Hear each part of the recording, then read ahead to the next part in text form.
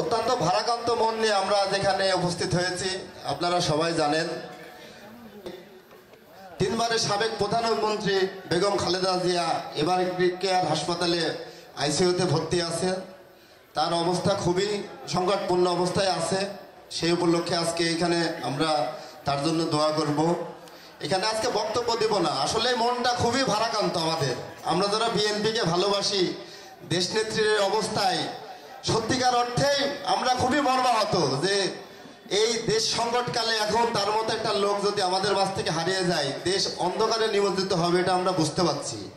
যেহেতু আমাদের নেতা তারেক রহমানও দেশের বাইরে, তিনি যদি তার মৃত্যুসজ্জা মায়ের পাশে না আসতে পারেন তাহলে বুঝতেই তো পারছেন যে আমরা কোথায় আছি। তো সবাই মন খুলে আমাদের গণতন্ত্রের মা আপসীন নেত্রী বেগম খালেদা জিয়ার জন্য দোয়া করবেন অন্তরের অন্তরস্থল থেকে। সবার কাছে এই আশা ব্যক্ত করে আমি আমার বক্তব্য শেষ করছি। আল্লাহ হাফেজ। বাংলাদেশ জিন্দাবাদ। শহীদ জিয়া অমর হোক।